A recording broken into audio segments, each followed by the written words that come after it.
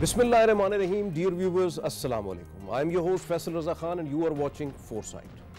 Viewers, despite of several calls for the ceasefire, after more than 6 months, illegitimate state of Israel and its occupation forces continued their brutal bombardment and ground invasions in Palestine, and till now at least 33,970 innocent Palestinians or other civilians have been killed and 76,770 others wounded since October 7. Whatever is happening in Palestine, human rights entities clearly look at as systematic and pre-planned ethnic cleansing, genocide and war crimes committed by the illegitimate state of Israel and its brutal occupation forces. What's coming out of United Nations Security Council, just we have seen that US blocked Palestinian push for full UN membership. It is very unfortunate on the part of United States. Only one country who is blocking every resolution in United Nations Security Council.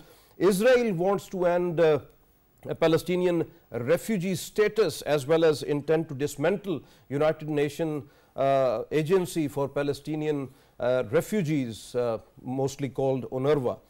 While it's 178 dedicated workers of UNRWA overall killed during this whole campaign by the illegitimate state of Israel, its Israeli forces.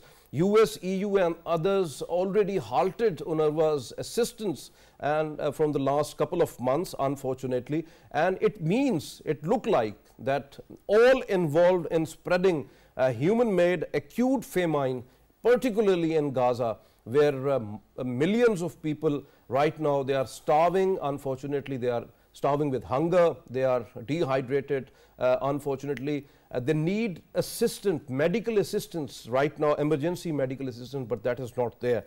Most believe that on the same lines, Israel provoked Iran by attacking its embassy and particularly the consular section in Damascus in Syria, killing Iranian military officers. After Iranian retaliation, Zionist government wants that US and its allies invade Iran, and they were trying hard diplomatically and even militarily, but all of them were reluctant on that. Despite of that, they were calling Israel to restraint, but unfortunately we are getting lots of reports this morning that Israel once again initiated an attack on Iran, and some of the reports coming from Isfahan and Iranian media claiming that 3 of the Israeli drones were shot down mid-air, and there was no damage to any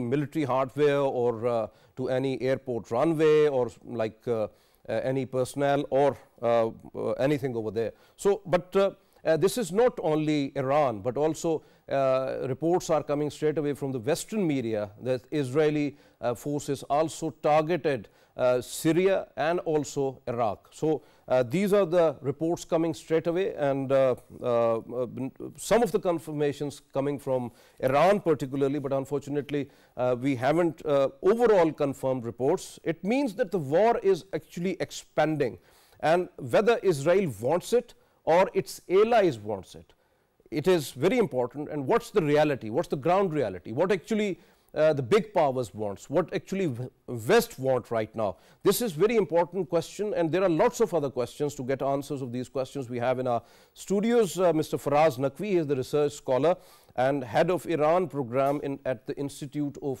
Regional Studies, IRS, Islamabad. Most welcome to you, Fraz. Thank you very much for your time.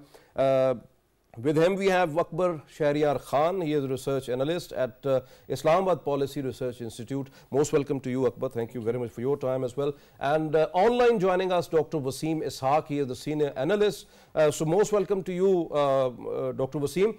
I started from you. Dr. Waseem, you must heard and you have gone through the reports today morning that Israel once again retaliated and having some sort of a drone attack rather than to be the missile attack at Iran. Unfortunately, it's unfortunate development. But how do you see this, that despite of several calls of having restraint, but unfortunately Israel once again initiated an escalation. Thank you, Faisal. The evolving situation in the entire Middle East is actually getting worse day by day. Now, the Gaza has probably going slightly on the back burner, and the wider escalation we have seen. First, the Israeli strikes against the Iranian consulate in Damascus, and then igniting and provoking Iran to respond. Iran did respond through a strategic messaging by firing about 300 different types of missiles and drones, etc. And today, there are absolutely confirmed reports that Israel has retaliated in response to whatever was done by Iran.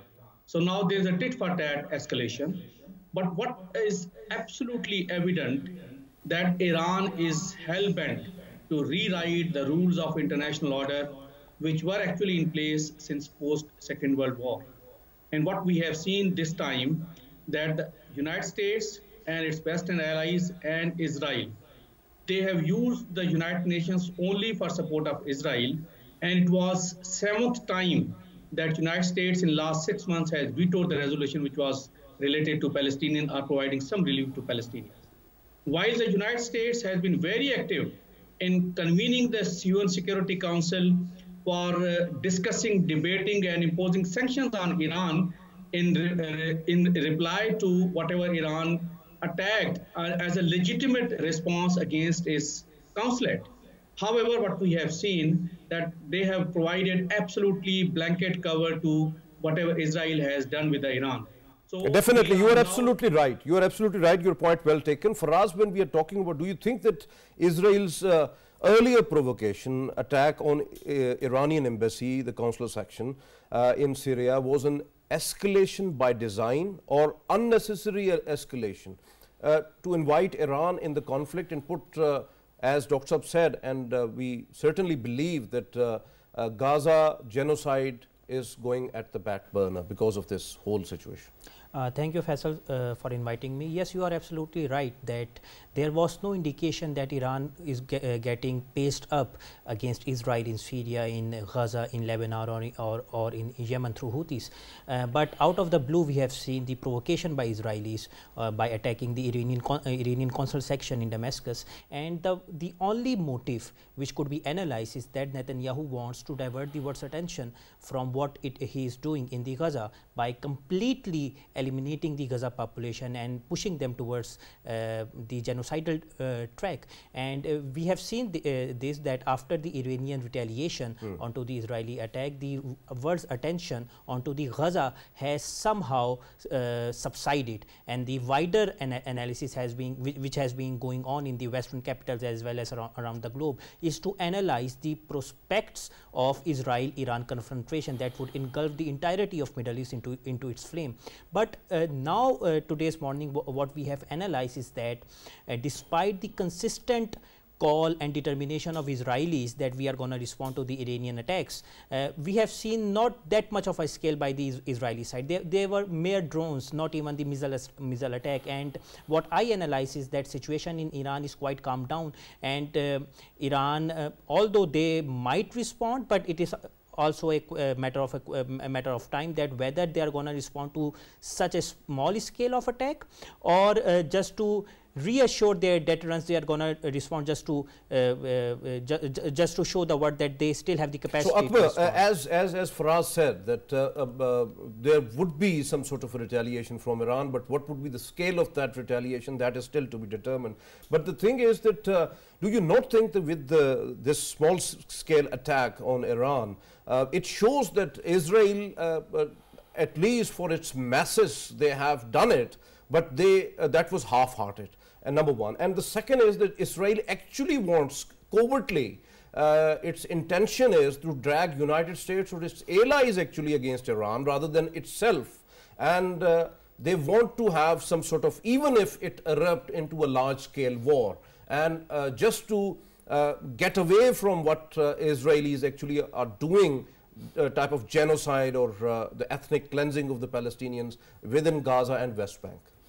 Okay, so when we look at the attack today, and we look at the regime within Israel, the Netanyahu and his Likud party, we understand that it's a right-wing party, and for them, building a perception within Israel and for the international audiences that they are the only wall standing between Israeli citizens and the Iranian regime, which they claim to be as the greatest threat to Israel. So for me, I think this is a provocation to involve the United States and the Israeli allies into a larger conflict in the Middle East, because Netanyahu and the current Israeli government has sort of lost some of its soft power and popularity within Western audiences.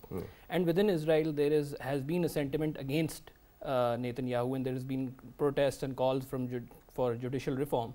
So for them to create a larger threat, an external threat that is from Iran, would put, rightly as Dr. Waseem said, put Gaza on a back burner, and to basically cover the declining popularity of the Netanyahu regime. Your point well taken. Dr. Waseem, when we are talking about how Iran retaliated, first time ever Iran attacked mainland Israel and penetrated the billion-dollar 5-layered defense shield, actually.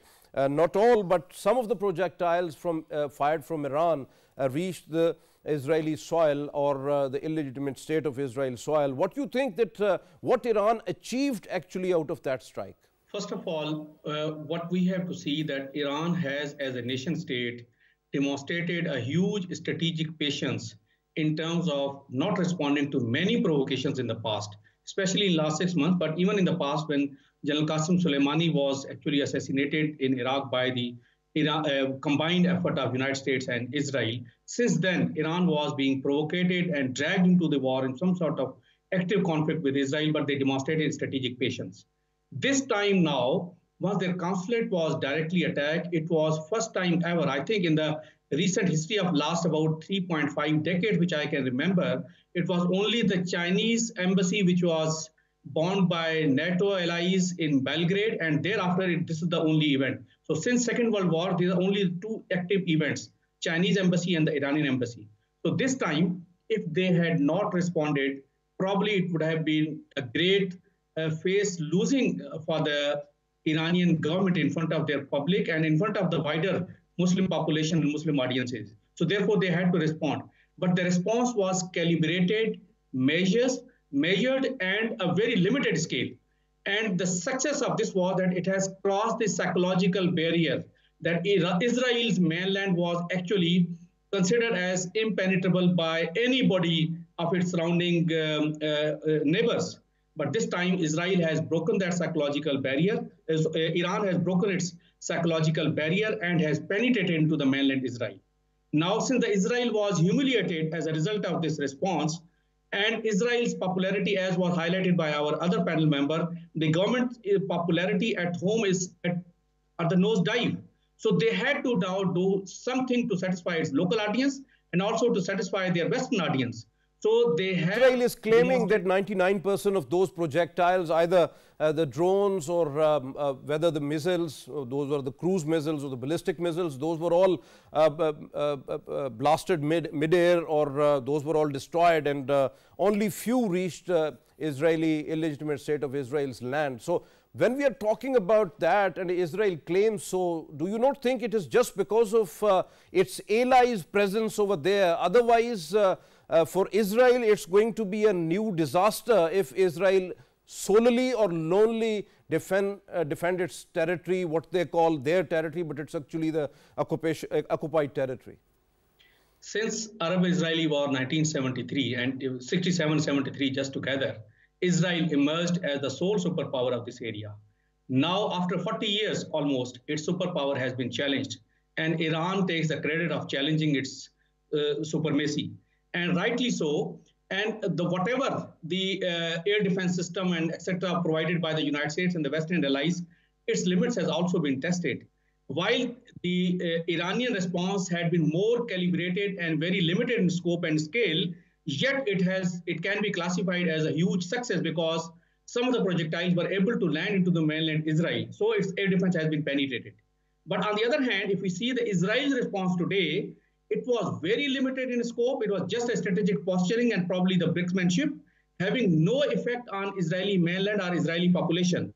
So that way, the Iranian population. So that way, we have seen the strategic balance of power has been restored and strategic deterrence has been restored, and there's a more credibility in Iranian deterrence rather than Israeli deterrence as we see the situation happening. Critical point scoring rather than a military success. So this is, you are absolutely right. Fraz, when Iran launched direct attack on illegitimate state of Israel, has presence in Syria, Lebanon, Iraq, Yemen, while Israel and its allies are also having presence in across Middle East. So how do you see that Iran-Israel escalation ladder in this particular scenario? Coming from the Israeli media today, it says that it was not actually the 99% of missiles were intercepted. They are saying that now it is 84%. We do not know that whether tomorrow it would be 79% or 70%. We have actually no clue. But the very fact is that Iran was able to penetrate the 5 layers of Iron Dome. Yeah, definitely. And it was not only Israel that intercepted the missiles. Yeah, definitely. Its allies particularly. Yes, those were the real shield. It was the US, the UK, France and Jordan. And Jordan, yes. Yeah. So Israel, with the help of 4 of its allies, was able to intercept 84% or 99% for that matter, Iranian missiles and drones.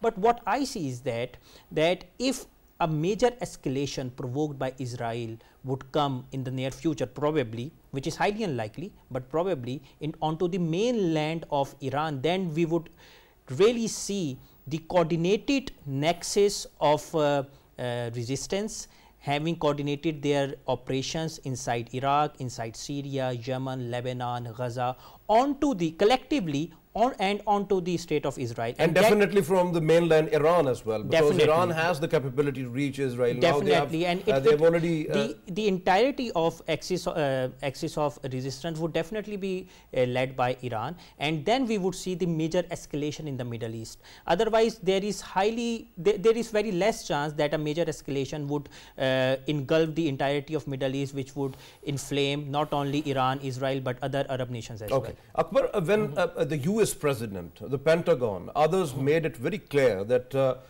they don't want to see direct conflict with Iran or wider regional war.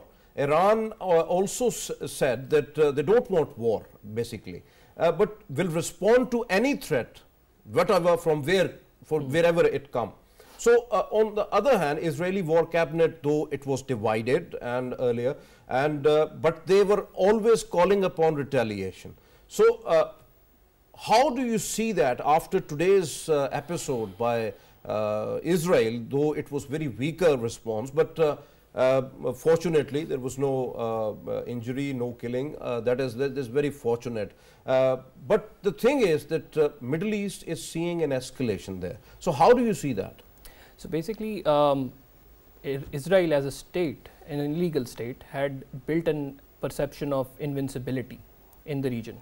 After the 6-day war, the wars that it had in the past, it had built really that is there, or it is just a perception? It's a perception that was completely negated when the Iranian missile attack overwhelmed their defenses. So looking at the Israeli strategic thinking at this point, we know that many commentators have already claimed that the response of the Israelis after the October 7th incident was disproportionate, and they could not gather the type of support that they were expecting even from their allies, as a lot of their allies and in the Western audiences criticized and critiqued Netanyahu's government. So in this regard, for them it is now essential to build up the Iranian nuclear threat, to build up an Iranian threat, and then draw in their allies against an escalatory. So what about those radical groups which are existing across illegitimate state of Israel?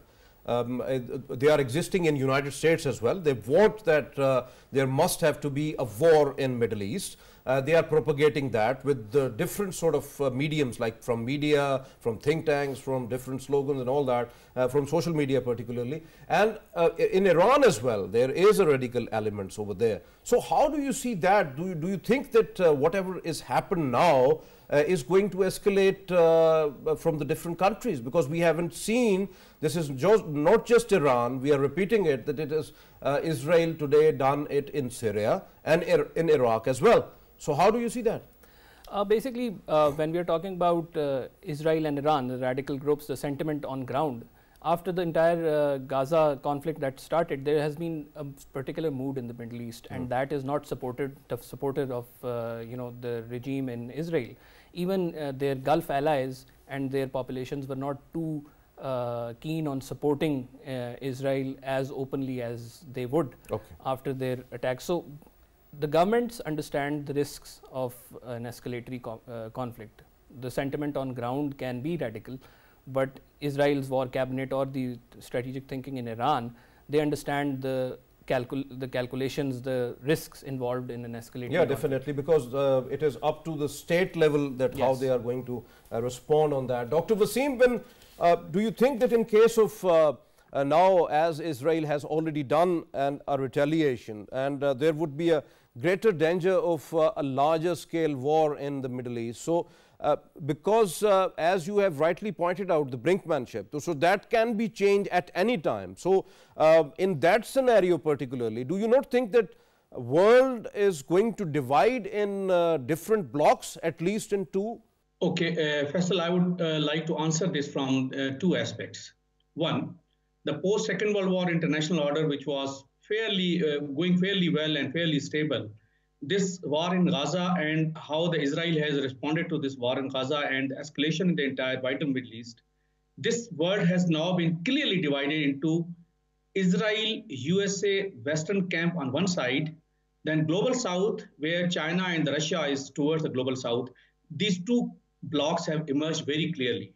We have seen in last 6 months Security Council, whenever it happens.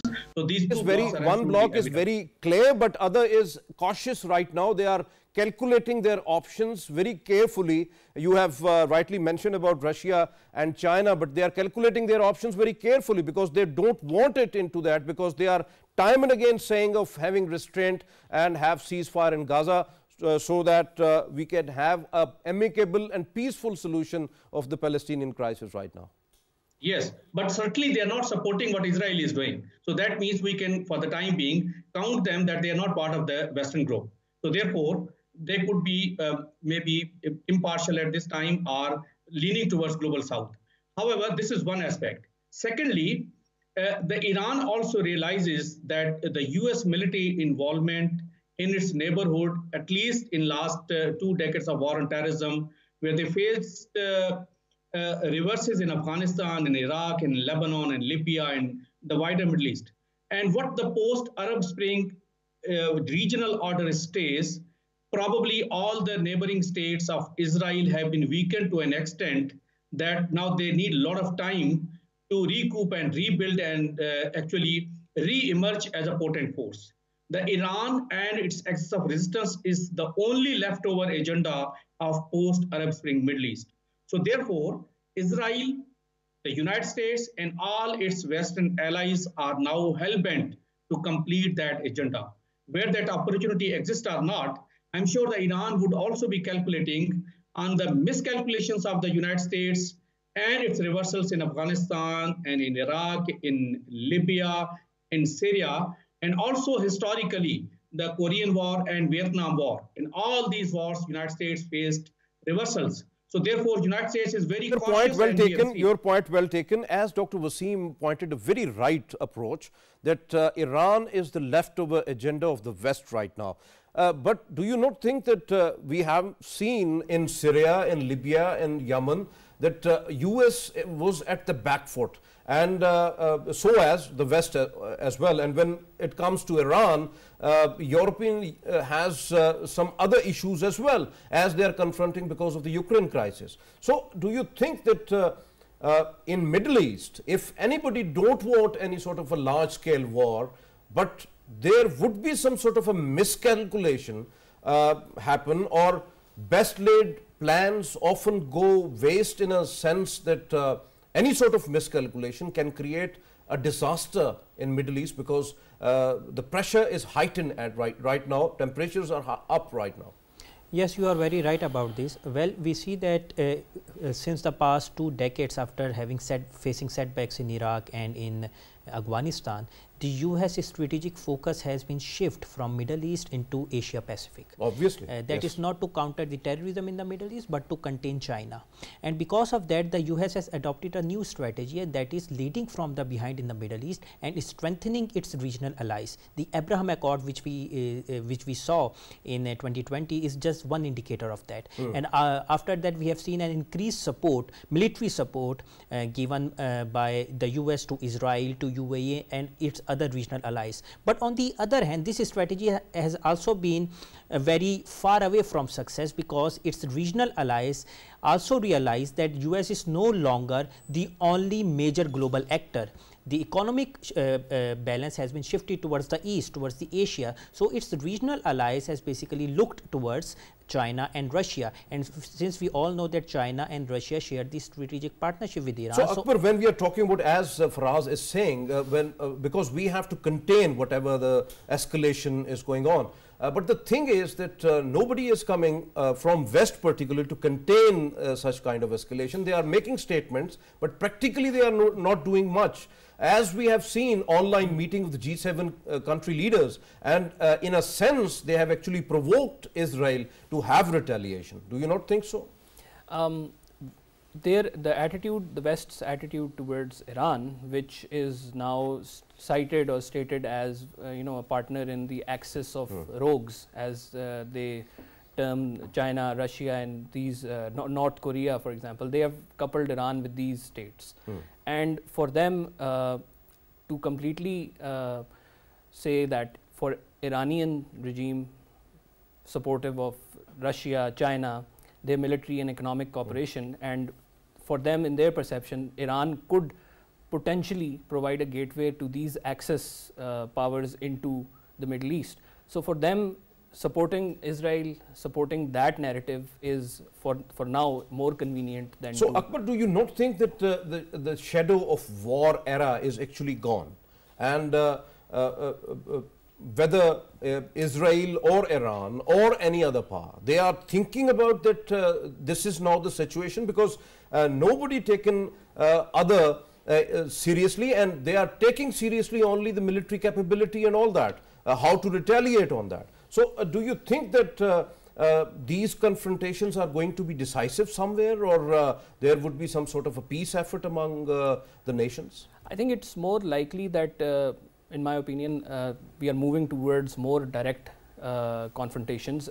Previously, Iran and Israel were engaged in proxy wars, espionage, sabotage, assassinations. And some sort of a Cold War as well. This Cold War was going on under the cover, but now it has come out in the open with missile attacks, drone attacks, and both countries are displaying their capabilities. Iranians displayed their UAV capability. Israel failed to, display their invincibility because they had to rely on British Air Force, the US Air Force and their allies to intercept the missiles. So earlier, Fraz, unfortunately the world was watching that how Israel is going to retaliate.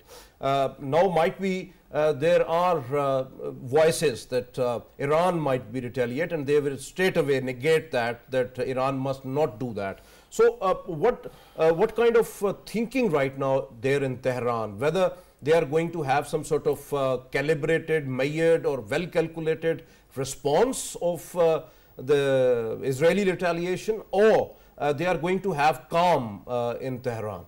Well, from the previous statements by the Iranian officials, we can analyze that they have been consistently saying that if Israel would escalate the tensions, Iran would definitely gonna react, and this time it would be immediate and severe. They would not wait for 12 days to respond. So what you mean by swear?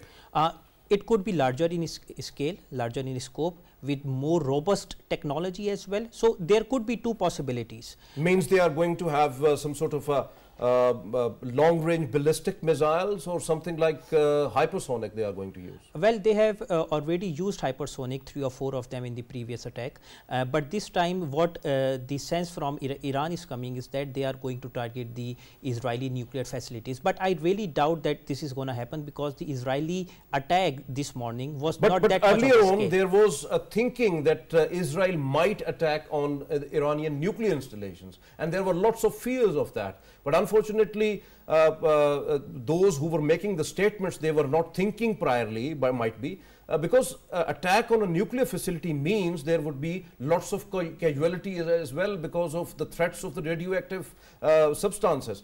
So do you think that this is going to be an option really, or otherwise we have to focus on Gaza rather than having retaliation and again counter retaliation? Well, that is what I am saying, that the limited scope, a very meager retaliation by Israel. It was not retaliation by Israel, it was another provocation, but the scope of it was really limited. That is not. But they call it retaliation. Yes, actually. But that could be ignored. So I really doubt that Iran is going to respond against and onto the Israeli nuclear facilities. But there is another sentiment that is coming out of Iran by the military officials, is that they can change their nuclear posturing, and by that they can divert from their traditional position of not seeking nuclear weapons to an active pursuance of nuclear weapon, and that is what the West really fears right now. Definitely, definitely. That is right. That is right. Very right. Dr. Waseem, as Fraz said, that do you think that immediately Iran is going nuclear? While Iran has been seeking for peaceful use of nuclear technology, and Iran is also part of NPT, and the Iranian sanctions since last about 40-50 years were trying to actually erode the Iran's nuclear capabilities and all those things through which Iran can acquire offensive or defensive nuclear capability. But so far, Iran has been pursuing a path of peaceful acquisition of nuclear energy through NPT, which is, I think, the right of every nation. However, Iran should also be calculating the fate of Iraq when the Iraqis' nuclear capability was taken out by Israeli jet fighters. Iran also calculates the Libya's nuclear capability when it was taken out. And Iran also knows that North Korean, the security posturing is because of North Korean nuclear capability. So therefore, and also for Pakistan as well. So from the Iranian perspective, acquisition of offensive nuclear technology is their right, because they are living in an environment where their regime security as well as the country's national security is at stake, and the current escalation has really proved that. However, what I think that here is a very important question that is related to the leverage by the allies to Israel actually. And do you think that they have given too much leverage to Israel right now? And if they want to have peace in Gaza and ceasefire and truce among the parties, that must have to be there if allies wants. And now when there is a response or provocation or the retaliation going on between Iran and Israel, if allies wants, they can halt it. But do you think that they really want it, or they are actually pushing this Middle East crisis to expand? Unfortunately, last 6 months events, if we just analyze them from any perspective, it is all the US and its allies which has given them a lot of leverage and absolutely tacit approval for doing whatever they wanted to do in Gaza. And we have seen it just like a Second World War, unfortunately.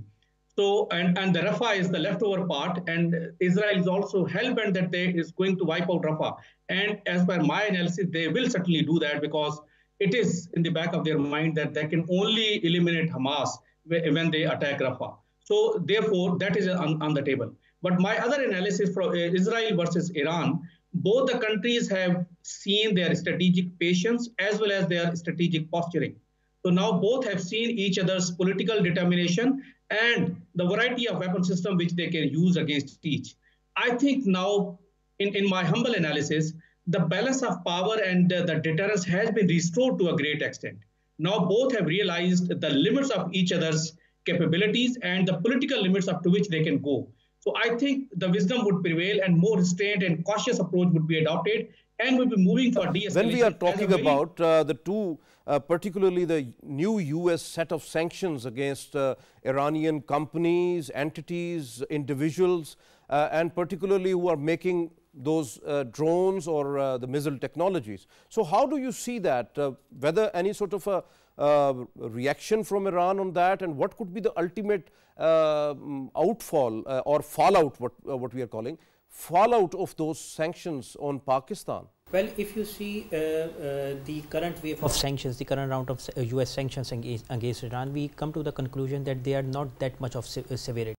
The previous round of sanction that was initiated by the then President Donald Trump under the maximum pressure campaign, they were severe and they are still in place, and Biden failed to remove it and come into negotiations with Iran. So I think the current round of sanctions that would have a very minimalist impact on the Iranian economy as a whole. Okay. But as far as Pakistan is concerned, I think the initiation that we have done in the case of Iran-Pakistan gas pipeline, that could face some sort of trouble or some sort of difficulty in its completion. Definitely. And Akbar, you know that this whole conflict which is going on, the sanctions, as Fraz said, and all of other related factors, strategically, economically, socially, politically, and militarily on Pakistan.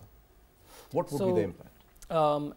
Basically, when we look at it strategically, Iran and Pakistan are neighbors, and any conflict that would draw in, allies from the Middle East, quickly, Pakistan's allies in the Middle East. Just briefly tell us about that. And strategically, it would be a complex situation for Pakistan. It would be a difficult situation to deal with, and for Pakistani policymakers, we would be cautious in dealing with this. Economically, a conflict in the Middle East would definitely have an impact on oil prices and the fuel prices in Pakistan. And even trade, because that is also going to and we are grappling with economic issues. So that would be a challenging situation. So for us, Iranian President Ibrahim Raisi, he is due to visit Pakistan next week. So how do you see that? Because this visit is going to be in lots of crisis.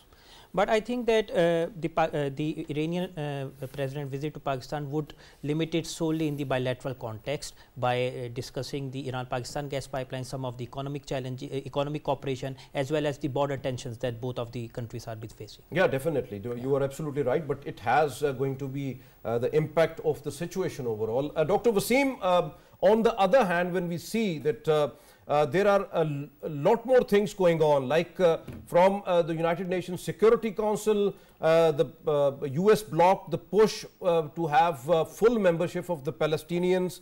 Israel wants that Palestinian refugees status must have to end.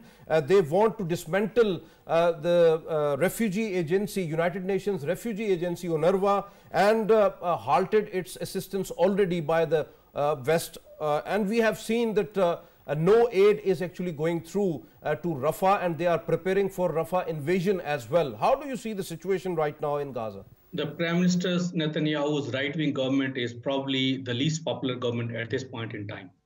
So another rhetoric which has been coming as a political slogan is that they don't believe in two-state solutions. They would only be now working on one-state solution. So unfortunately, and this slogan is gaining a bit of popularity there. However, we have seen the United States double standard and West's double standard in the United Nations Security Council. They are talking of two-state solution every now and then blocking the resolution, doing a veto against the resolution, which requests for the membership of full membership of the Palestine. So these are the double standard. But Netanyahu is working on one-state solution only, and that's why he's taking all those measures to wipe out Gaza, and he has done a lot in the West Bank as well. About 7,000 people have been arrested since October 7 from West Bank alone. Dr. Waseem, one horrible thing in the garb of this Iran-Israel tension and whatever is going on and in Middle East, in the garb of that, Israel has actually, there are lots of media reports from the West coming that some of the troops withdrawal from, at least from northern Gaza, and they have bisected right from the mid, and whole of the northern Gaza is under the total control of the Israel, and they are having a permanent line which is one division is actually protecting that line from that inside. They have already captured most of the area. So how do you see that? So they have control on half of the Gaza first, and might be they are going to take the other half later? I'm not surprised by whatever is happening in Gaza now, because Prime Minister Netanyahu's initial announcements a lot of time, and I also elaborated in this program, that he wanted to have a full control from the riverbank of West Bank up till the Mediterranean Sea. So this entire area is to be ruled as one segment by it will be under the control of Israeli army. So he's just following that whatever war aims he had announced. So based on that, he is actually trying to re-articulate and restructure the entire Gaza, under which the security would solely be now the responsibility of Israeli defense forces and not anybody else. And want to now articulate a new political system that if at all they want to include this Gaza as a part of some sort of Palestinian authority, then PA would be revitalized to come and govern this. Hamas on their table is, from their perspective, should not exist on the table as an entity. And they are working all that, and we have seen the statements of the Western leaders since yesterday. So, Dr. Waseem, last question. If you just briefly tell us that, do you not think that it must have to be very wise rather than going into the expansion of this Middle Eastern crisis? At least the Muslim countries, they have to play their part. The OIC has to play their part. Arab League has to play their part with the United Nations, that be focused on the Palestinian issue, the two-state solution, rather than expanding this Middle Eastern crisis. Yes, unfortunately, we have had about one OIC meeting and one Arab League meeting in the past, and probably one GCC meeting as well. So all these three platforms have been underutilized, and I think there's a requirement that they should sit down together and should raise their concern, raise their voice, and also work with the UN Security Council, at least towards the final settlement of two-state solution, because that is the only way out. Otherwise, this escalation and de-escalation would continue to happen.